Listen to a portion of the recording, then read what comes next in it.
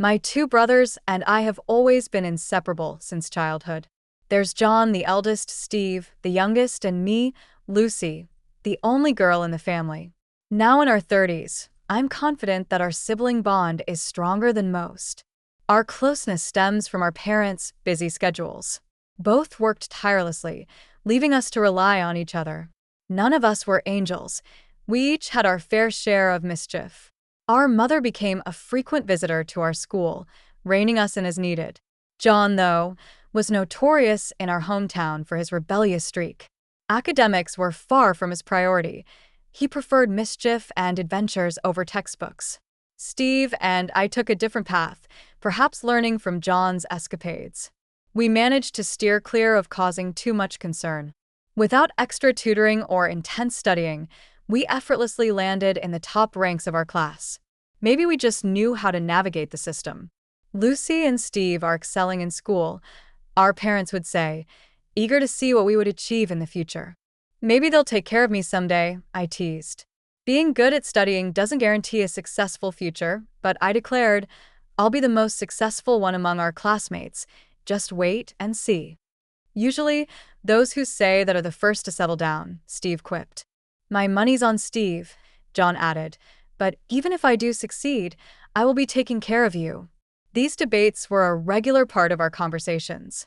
John, the laid-back one, had a kind heart and a solid foundation. Steve approached everything with caution and responsibility. And then there was me, forging ahead without dwelling too much on the future. Together, we formed an unbeatable trio. John started at a public high school but dropped out after 6 months, drifting through life ever since. He never held a steady job, occasionally pitching in at a friend's auto shop or local bars, simply going with the flow. Seeing my brother in this state only strengthened my determination to succeed, especially since I felt responsible for John's situation.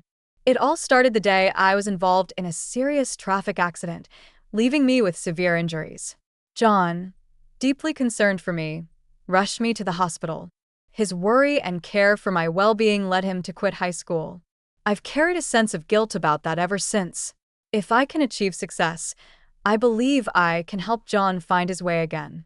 During that period, my mind was consumed with thoughts of the future and the paths to success, searching for ways to involve John. It had to be something he could easily connect with. As I entered high school, I took on a part-time job to save money. I believed money was crucial, no matter the endeavor, and I worked diligently to accumulate as much as possible. Steve, have you seen John lately? He hasn't been around much, I asked. Just as I suspected, that guy, Steve replied. I wonder what he's gotten himself into. I hope he's not causing trouble. Surely, with a family waiting for him, he'd hesitate before getting involved in anything risky. Months passed without John returning home.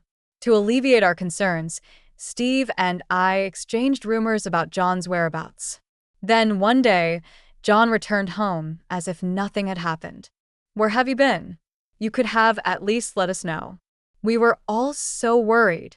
I exclaimed. I apologize. I've been caught up with my part-time job, John explained. If that's the reason, just tell us. Lucy and Steve were worried sick too. He shared that he had secured a promising job out of state, where he stayed overnight, entrusting me with almost all of his earnings for safekeeping. He urged me to combine it with my savings from the part-time job. At the time, I didn't grasp his motives, but he insisted, so I took charge of the money. However, John soon reverted to idling at home without any clear direction. While he never landed a full-time job, he occasionally took on part-time work, which seemed to satisfy our parents. After high school, I was eager to pursue a thorough study of business administration in college. Thankfully, my strong academic performance earned me a full scholarship, easing the financial burden on our parents. This achievement also filled my brothers with pride. It was during this period that John began to show signs of change. How much longer are you going to live like this without a full-time job? How do you expect to marry the girl you like? I pressed him. Well, there's actually a company that's been showing interest through a colleague, but I'm undecided, John replied. You have such an opportunity? What kind of company is it? Construction. It's the site where I've been doing part-time work for the past few months. Not sure if I see myself doing it forever. Starts early in the morning. You should take it if you've got the chance. Give it your best shot. Encouraged by my firm push, John took on the job full-time the following week. Surprisingly, it suited him better than expected. Contrary to our family's expectations, he showed up on time and without complaints. Seeing John thrive, I decided to pursue a career in architecture. I believed establishing myself in the only field my brother, without higher education, had mastered would secure his future. During vocational school, I continued working part-time and managed to save enough to buy a relatively expensive car. Living with my parents certainly helped, but I was proud of my savings. My mother, understanding my dedication to saving, quietly supported me. She packed my lunches every day, minimizing unnecessary expenses during vocational school. Her unwavering support meant the world to me. After graduating from vocational school, I joined a well-connected company to build my network, earned numerous certifications, and diligently prepared for independence while fostering relationships. Meanwhile, John remained dedicated to his job, allowing me to focus on laying the groundwork for my own business venture. Eventually, I launched my own company, but at first, I hesitated to invite John to join. Financially, I couldn't afford both of us taking a risk simultaneously, so I opted to observe for a while. I dove headfirst into work, leveraging all my prior preparations, and my carefully assembled team performed exceptionally, following my lead. We enjoyed a strong start. During this time, John moved out of our parents' home and began living independently, which made our meetings less frequent. I was consumed with work and couldn't keep in touch regularly. A year into running my business, I finally extended an official offer to him.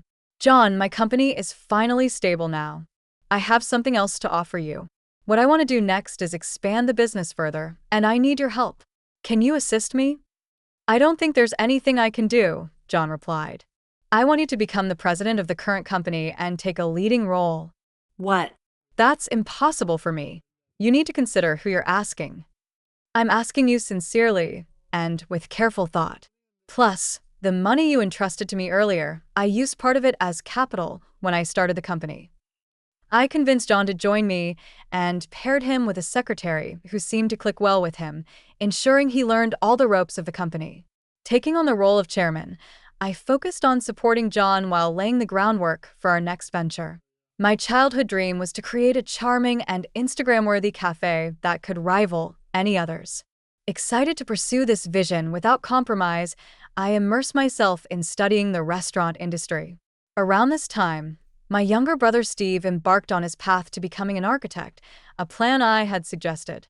Steve would design buildings while John oversaw their construction. It was the perfect synergy. I took responsibility for securing enough projects to sustain us, diligently preparing to turn this vision into reality in the near future. As John entered his second year as company president, he surprised us all by announcing his upcoming marriage. Who is she? John hasn't always had the best judgment. I'm concerned, I admitted. I'll introduce her to everyone soon, John reassured us. We look forward to meeting her. John's impending marriage brought mixed emotions for me. We had always been a tight-knit trio, so the thought of an outsider joining us unsettled me. Nevertheless, I knew I had to set aside my unease and celebrate my brother's happiness. At a family gathering with both sides present, I finally met John's fiancée, Bella. While I didn't outwardly oppose their union, and things appeared to progress smoothly, I couldn't shake a sense of distress from our first interaction. Bella, I'm Lucy, John's sister. Please take good care of my brother, I said, masking my reservations with a polite smile. It's wonderful to have such a caring sister. If you ever need anything, just let me know, Bella replied. Sure. Since I'll soon be the wife of the eldest son and the company president, you'll have to come through me from now on, all right? Bella was the same age as John and worked in an administrative role at one of her client companies. My initial impression of her was that she was determined and assertive. Our perspectives seemed somewhat different, and she wasn't quite my type. Yet, I thought her personality might complement John's nature well. Steve shared my thoughts, but we both agreed to support their marriage for now. She seems a bit serious, but if John loves her, We're behind you both, wishing you all the happiness. Thank you, Lucy. A few years ago, I couldn't have imagined marriage, let alone someone approaching me, John said. From then on, I was constantly on the move due to the new projects we had undertaken, making my days incredibly busy. Meanwhile, John was fully occupied with wedding preparations, spurred on by Bella's desire for an early ceremony. Before we knew it, the wedding day had arrived. Since the family gathering, I hadn't seen Bella or John. John, it's been too long. I've been caught up, but today I'm here to enjoy, I said. Good to see you. Take a moment to relax and enjoy the food and drinks, John replied.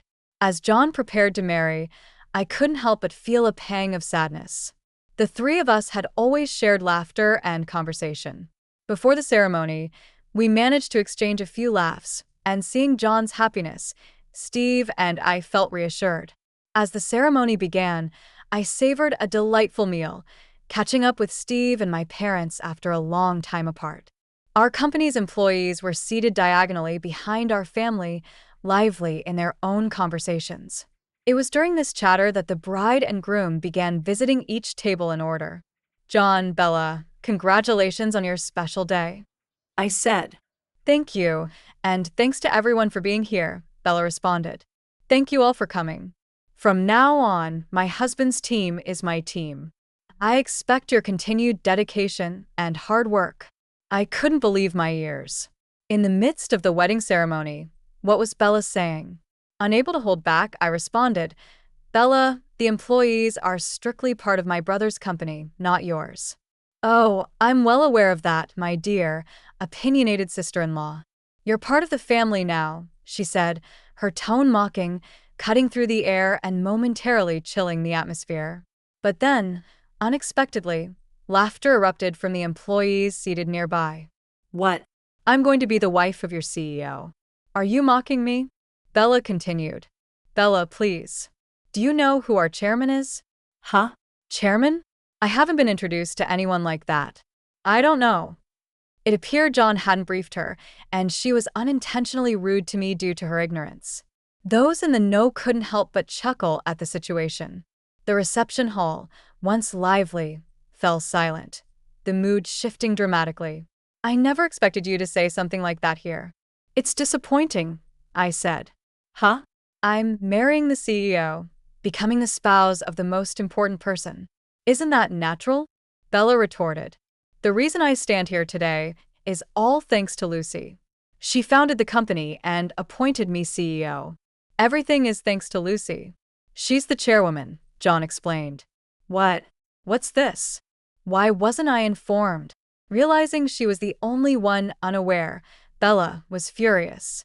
Despite her inner turmoil, she should have maintained a smile throughout the reception. I apologize, but given your true feelings, I've reconsidered.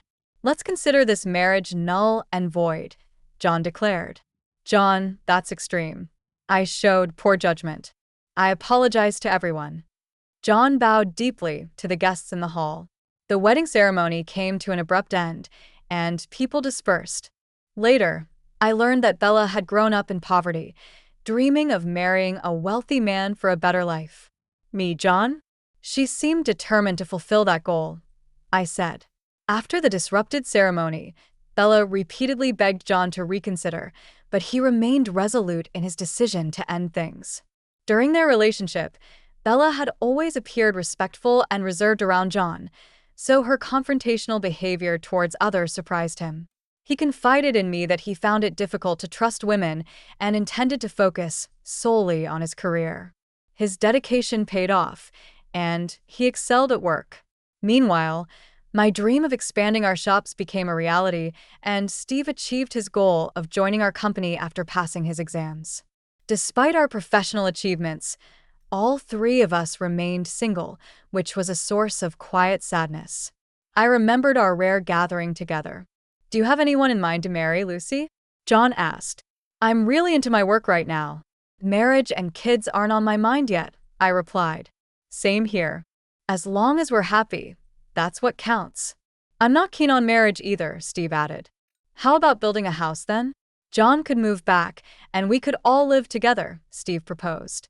Steve's proposal caught me off guard amid our busy lives. Over the years, we focused on ourselves, but now the idea of following in our parents' footsteps and caring for them seemed fitting. While the company was making progress and taking shape, there was still much to do before we could call it a success. Starting with a home as a base and building our future together sounded like a solid plan. Steve, that's brilliant. What a wonderful idea, I exclaimed. Exactly. Steve, you handle the design. Lucy, find us the perfect plot of land, and I'll build us a spectacular house, John added. This was the exact scenario I had always dreamed of, achieving something together with my brothers. We've been a team since childhood, and I'd always hoped we could carry that bond into adulthood. My brothers and I, right then, I felt fearless about the future. Even if I never marry or find a partner, I have strong allies by my side. With them, I'm confident I can continue pursuing what brings me joy.